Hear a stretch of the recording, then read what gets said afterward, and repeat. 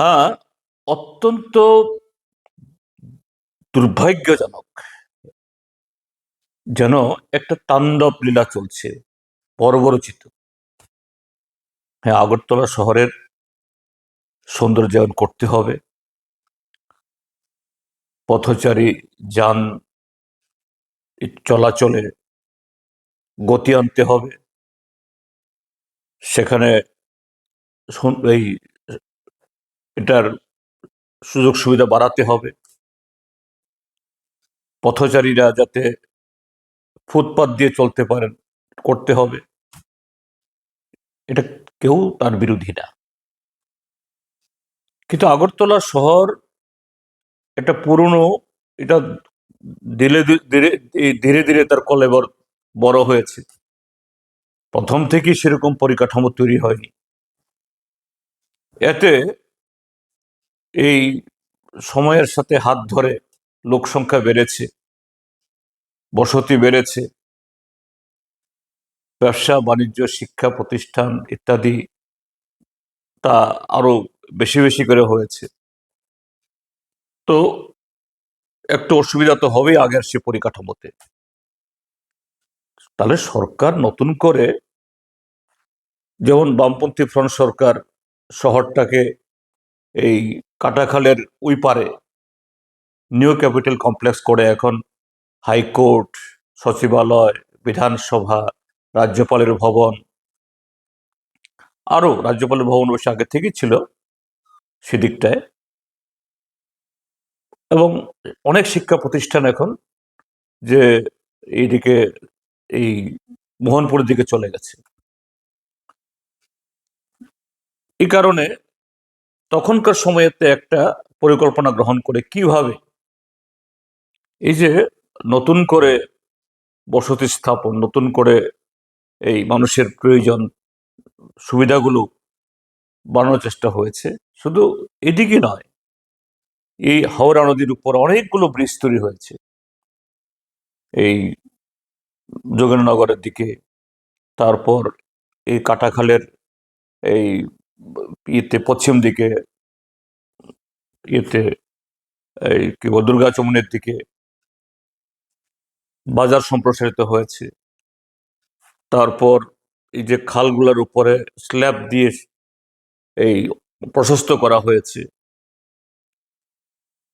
Children's park, শিশু উদ্যানের এই সামনে ওরিয়েন্ট চমুনিতে পুরো, সেখানে শুধু ড্রেন কাভার করা হয়েছে, তার উপরে দ্বিতল ব্যবসায়িক জন্য স্থল তৈরি করা হয়েছে। কেন করা হয়েছে এগুলো? হকারদের জায়গা দেওয়ার জন্য, কারণ হকারদেরও দরকার। কাজেই সরকার, রাজ্য সরকারই হোক বা এটা মিউনিসিপাল কর্পোরেশন, তাদের যেমন দায়িত্ব নাগরিকদের স্বাচ্ছন্দ্য, ঠিক তেমনি যারা ফুটপাথবাসী, রিক্সা চালক, অটো চালক, ভ্যান, যারা ভ্যান চালক, তারাও নাগরিক। তো সরকারকে সেরকম ভাবে করতে হবে। বামফ্রন্ট সরকার দুই ক্ষেপে ৩৫ বছর ছিল, কোনো দিন বুলডোজার নামায়নি, কোনোদিন এরকম ভাবে নির্মম ভাবে করতে হয়নি। এই সিটি সেন্টার গড়ে উঠেছে, সেখানেও দোকান ছিল অনেকগুলো, সিটি সেন্টার তৈরি করে তাদেরকে পুনর্বাসিত করা হয়েছে। শুধু যারা ছিলেন তাদেরকে বসানো না, আরো নতুন করে লোক সেখানে বসেছে। উমাকান্ত স্টেডিয়াম তৈরি করা হয়েছে।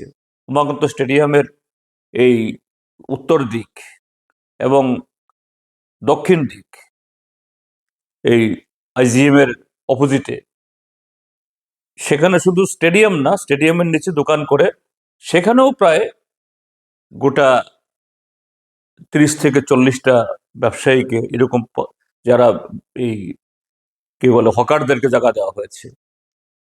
তো এই সরকার পারে না, ট্রিপল ইঞ্জিনের সরকার। স্মার্ট সিটিতে নাকি কয়েক হাজার কোটি টাকা খরচ করে ফেলেছে ইতিমধ্যে। তো কোথায়, কেন এই হকারদের জন্য নতুন করে একটা বিপণী বিতান বা এরকম মার্কেট তৈরি হলো না? আবার দেখা যায় এরা এইভাবে উচ্ছেদ করে কদিন বাদে আবার হকারদের বসিয়ে দেয়। অভিযোগ, স্থানীয় মণ্ডলের নেতারা তাদের কাছ থেকে হাজার হাজার টাকা খেয়ে বসেন না, তোমাদের আর কেউ উচ্ছেদ করবে না। এবার যে ভাঙলো, লুট করলো মালামাল, সবাই দেখিয়েছে। এদের যে লাইসেন্স দিয়েছে এই কর্পোরেশন, কাজে আমি বলবো যাদের কিভাবে উচ্ছেদ করা হয়েছে এবং হাজার হাজার টাকা ক্ষতিগ্রস্ত করা হয়েছে, সরকার তাদের তালিকাভুক্ত করুন, মিউনিসিপ্যাল কর্পোরেশন সরকার মিলে। এবং তোমাদের সরকার আছে কেন্দ্রে, খালি জায়গা দেখে সেখানে এরকম বহু সুবিধাযুক্ত ব্যবসা প্রতিষ্ঠানের একটা ব্যবস্থা করুন। এটা না করে এরকম উচ্ছেদ করা, এটা চরম চরম বর্বরতা, অগণতান্ত্রিক এবং অমানবিক। আমি সমস্ত নাগরিকদের, শুধু যারা উচ্ছেদকৃত হয়েছে তাদেরকে না, আগরতলাবাসী সমস্ত নাগরিকদের অনুরোধ করব, সোচ্চার ঐক্যবদ্ধ হয়ে এই সরকারের এই দমন নীতির বিরুদ্ধে পথে নামুন। নতুবা এরা ভাববে আমরা সরকার, যখন খুশি তখনই আমরা যাকে তাকে তুলে দিতে পারি। আজকে অবৈধ নামে তাদের করেছে, কালকে আগামীকাল বৈধদেরও তারা করবে। আর একটা বিষয় আমি এখানে বলতে চাই, আগরতলা শহরে আর একটা এই যানজট এটাদের কারণ হলো লাইসেন্সকৃত এবং অলাইসেন্সকৃত অপরিকল্পিতভাবে এই অটো টমটম চলছে। হ্যাঁ, তারাও আমাদের নাগরিক, কি করবে, বেকারিত্ব, এই কারণেই তারা আসতে বাধ্য হন। কিন্তু এই ক্ষেত্রে সরকার একটু নিয়ন্ত্রণ থাকা চাই।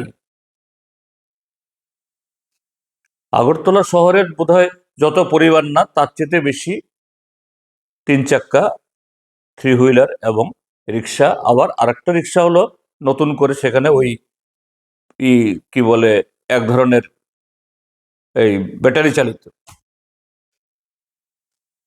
সরকারও, আমি তাদেরকেও জোর করে বন্ধ করে দিতে বলছি না, এগুলো সমীক্ষা করুক। এরকম কত টমটম, কত অটো লাইসেন্সকৃত, লাইসেন্সবিহীন নামছে, এদেরকে পুনর্বাসিত করার জন্য, এরা যাতে কিছু করে খেতে পারে, সরকার পদক্ষেপ নিন। জবরদস্তি করে এগুলি হয় না, এগুলি বর্বরতা, অন্যায়, অগণতান্ত্রিক। আমরা এর কঠোরভাবে নিন্দা জানাচ্ছি এবং যারা এইভাবে উচ্ছেদকৃত, ক্ষতিগ্রস্ত, তাদের প্রতি আমরা সংহতি জ্ঞাপন করছি।